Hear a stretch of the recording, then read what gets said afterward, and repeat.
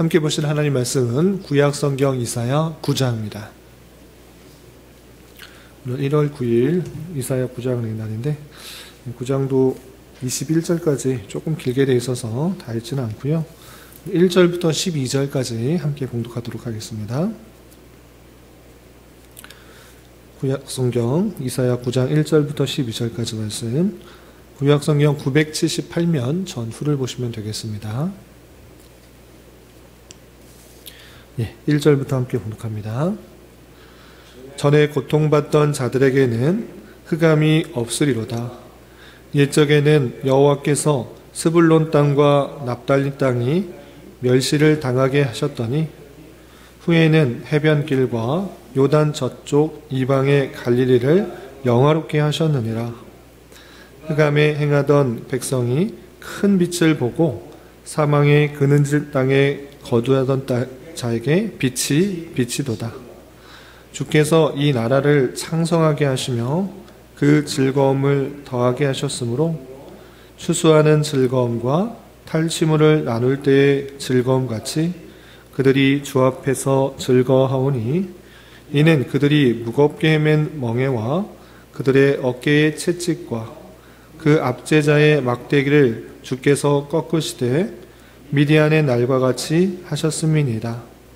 어지러이 싸우는 군인들의 신과 피 묻은 겉옷이 불에 섭같이 사라지니, 이는 한 아기가 우리에게 낳고 한 아들을 우리에게 주신 바 되었는데 그의 어깨에는 정사를 메었고 그의 이름은 기묘자라 모사라 전능하신 하나님이라 영존하시는 아버지라 평강의 왕이라 할 것임이라.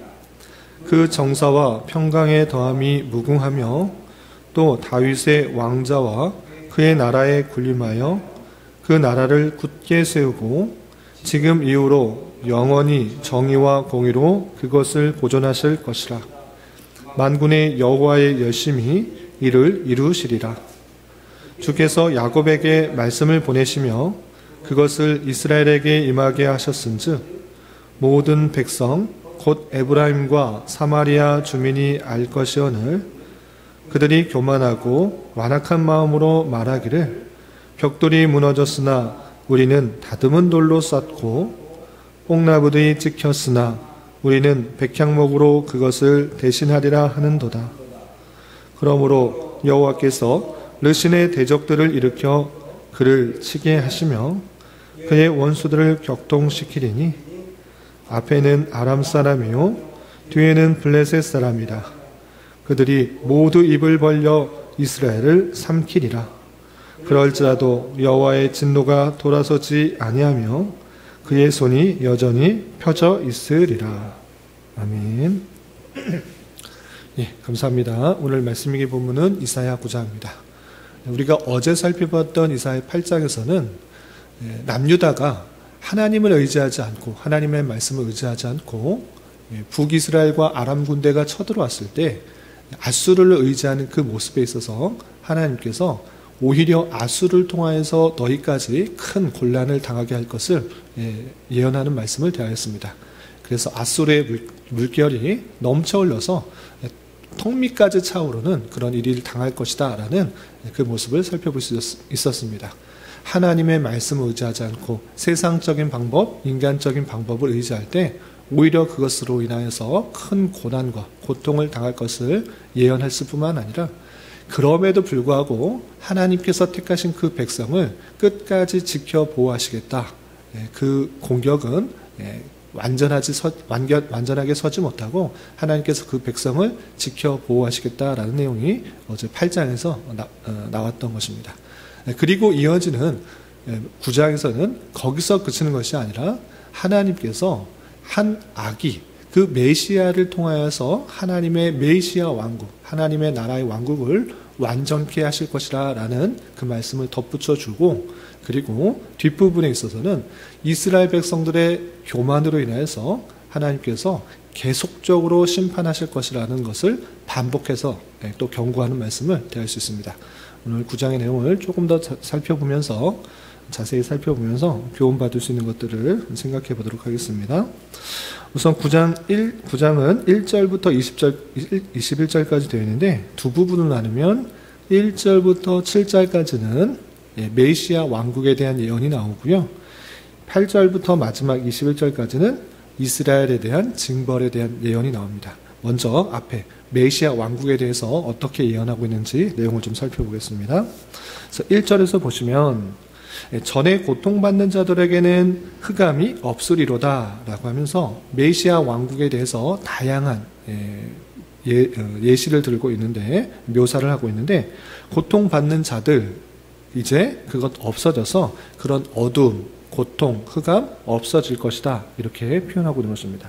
또한 옛적에는 여호와께서 스불론 땅과 납달리 땅이 멸시를 당하게 하셨더니 후에는 해변길과 요단 저쪽의 이방의 갈릴리를 영화롭게 하셨느니라 라고 하면서 멸시를 당하게 했지만 이제 영화롭게 할 것이다. 특별히 갈릴리를 영화롭게 하실 것이다 라는 것을 통해서 갈릴리를 통해서 예수가 날 것을 또 생각해 볼 수 있는 표현이 등장하고 있습니다. 또한 2절에는 이런 표현도 있습니다. 흑암에 행하던 백성이 큰 빛을 보고 사망의 그늘진 땅에 거두한 자에게 빛이 비치도다. 흑암, 그늘진 그 땅, 그 백성들, 그곳에 빛이 비친다라는 것을 통해서 이제 메시아가 도래한 그런 나라가 되면 어두웠던 것, 힘들었던 것, 억눌렸던 것, 그것이 다 밝아질 것이다. 영광스럽게 될 것이다. 계속적으로 예언하고 있는 것입니다. 또 3절에서는 이런 표현도 있습니다. 3절, 주께서 이 나라를 창성하게 하시며 그 즐거움을 더하게 하셨으므로 추수하는 즐거움과 탈취물을 나눌 때의 즐거움같이 그들이 주 앞에서 즐거워하오니 라고 하면서 즐거운 모습들, 빛이 비치는 모습들, 영화로운 모습들, 이렇게 메시아가 돌아오게 될 그 나라가 되면 이런 일들이 있을 것이다 이렇게 표현하고 있는 것입니다. 그래서 이 메시아가 돌아오는 그때 어둠이 변해서 빛으로 또 즐거움이 등장하는 영화롭게 되는 날이 언제인가라고 할 때 좀 건너뛰어서 6절에 이렇게 표현되어 있습니다. 이러한 메시아 날이 언제 도래하는가라고 할 때 6절, 이는 한 아기가 우리에게 낳고 한 아들을 우리에게 주신 바 되었는데 그 어깨에는 정사를 메었고 그의 이름은 기묘자라 모사라 전능하신 하나님이라 영존하시는 아버지라 평강의 왕이라 할 것임이라 라고 하면서 한 아기가 우리에게 낳았을 때 비로소 이 즐거움의 날, 영광스러운 날, 빛이 드러나는 날이 도래하게 된다라고 표현하고 있는 것입니다.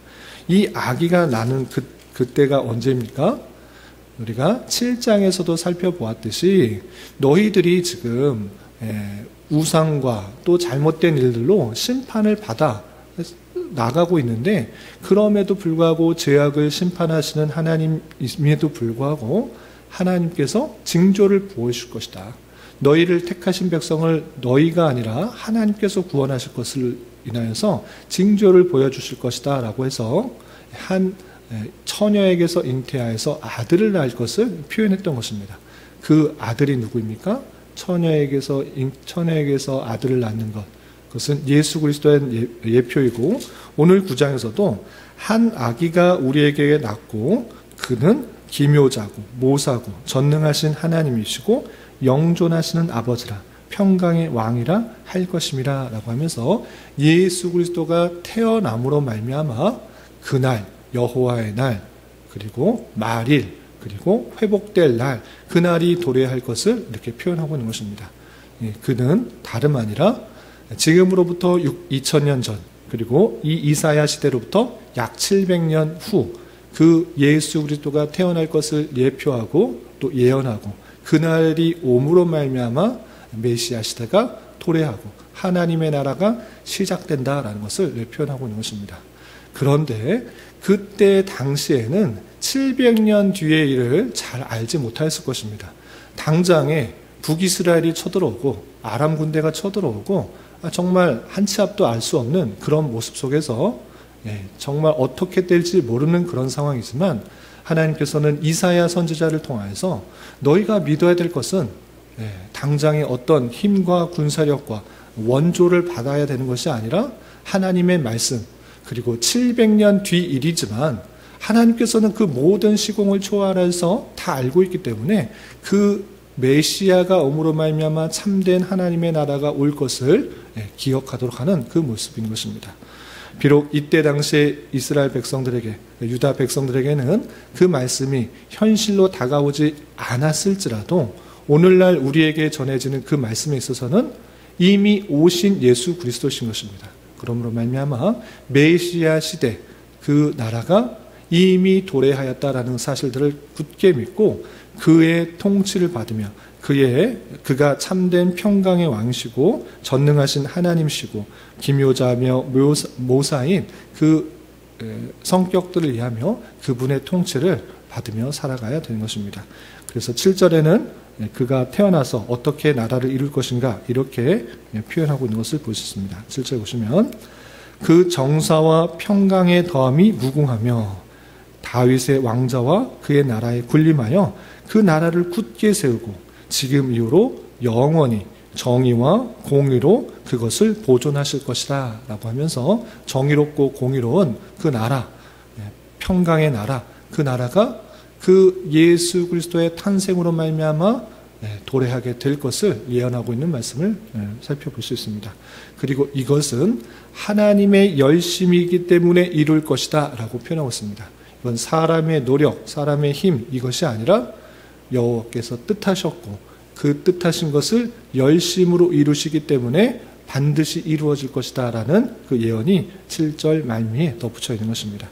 이렇게 예수 그리스도에 대한 예언이 이미 나왔고 우리는 이사야서를 읽으면서 그 예언되었던 예수 그리스도께서 이 땅에 오셨고 또 그것을 말씀을 통해서 확인한 바 되었으니 그로 말미암는 참된 통치가 있고 그로 말미암는 참된 평강이 있음을 알아 그분의 말씀을 더욱더 순종하며 따르는 자의 삶을 살아가야 되는 것입니다.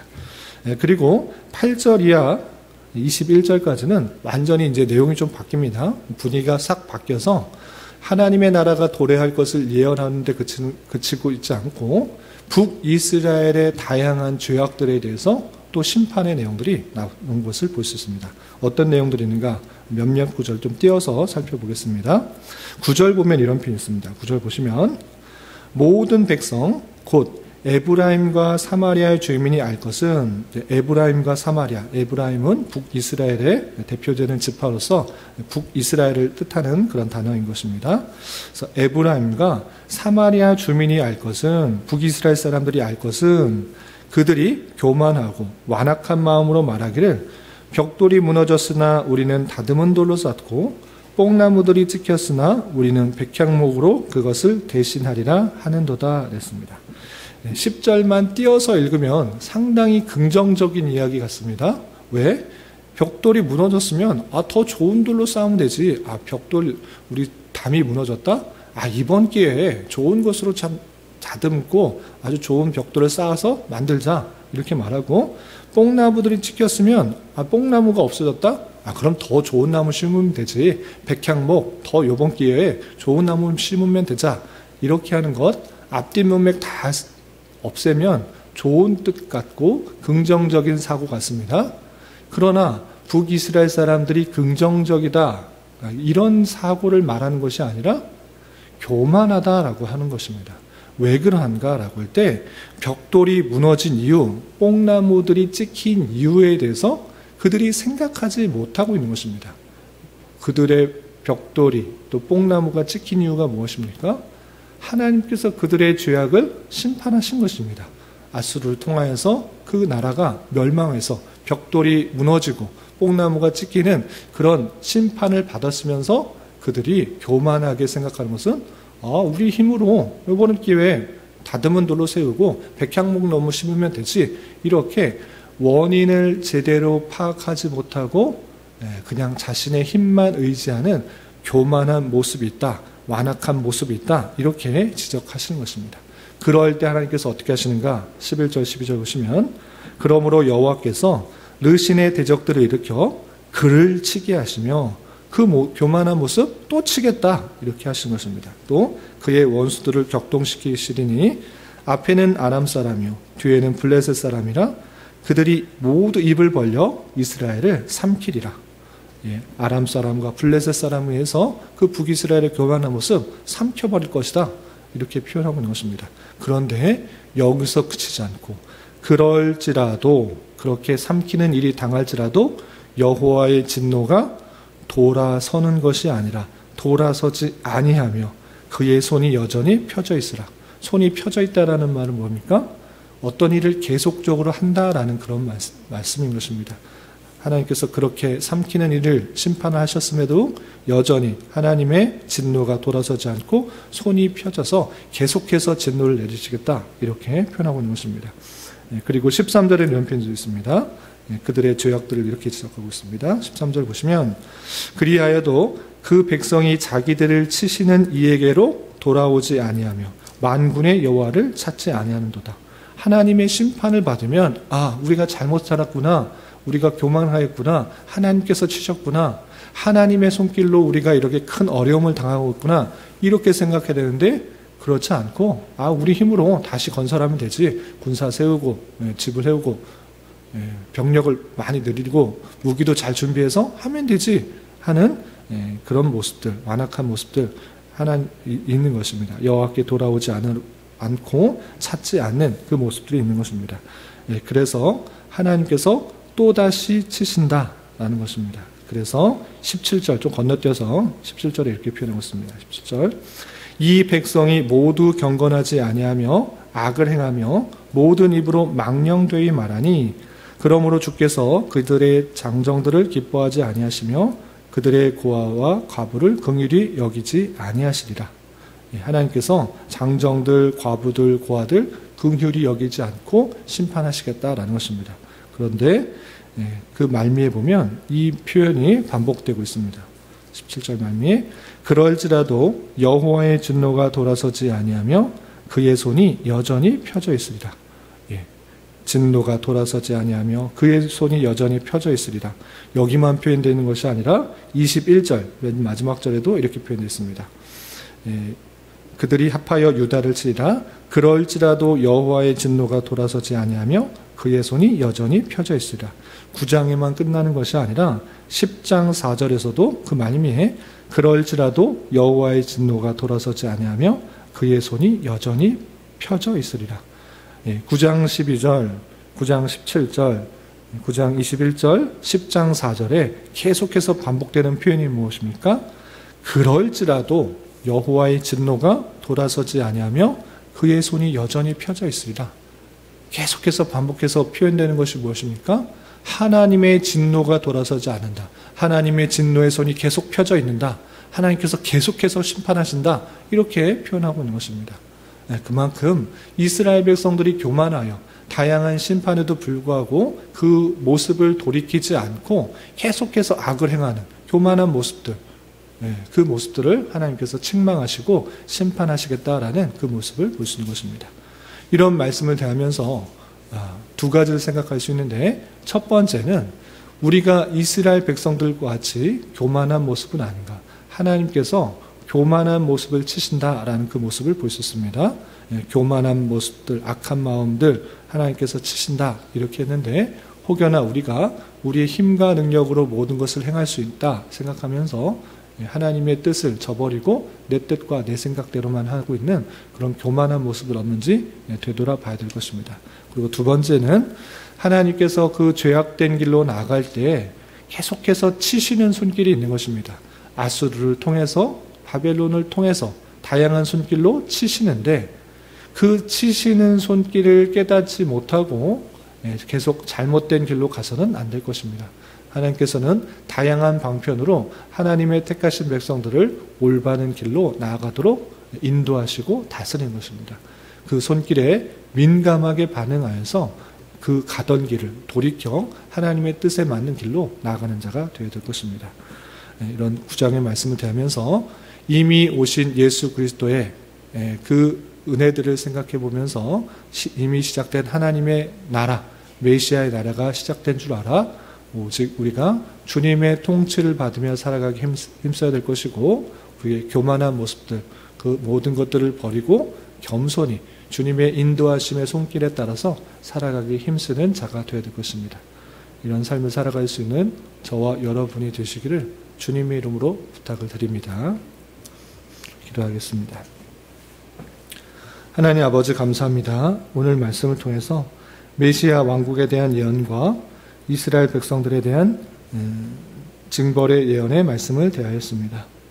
이런 말씀을 대하는 자로서 심판의 현장 속에서도 메시아를 통한 하나님의 나라를 말씀해 주시는 놀라우신 하나님의 사랑을 잘 깨달아 늘 겸손히 하나님께서 원하시는 삶을 살아갈 수 있도록 인도하여 주시고, 때때로 하나님께서 우리의 죄악을 지적하시는 손길이 있을 때에 온전히 반응하여 하나님의 백성다운 모습으로 잘 성화되어 나갈 수 있도록 은혜를 더하여 주시옵소서.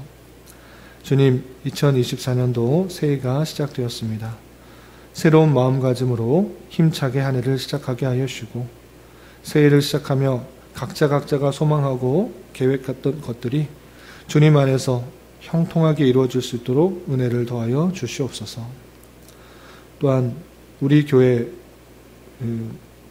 또한 모든 성도들이 주님과 동행하며 서로에게 힘과 위로가 되는 공동체가 될 수 있도록 은혜를 더하여 주시옵소서. 주님, 교회 내 육체의 질병과 연약함으로 생활이 어렵고 불편한 가운데 있는 여러 성도들이 있습니다.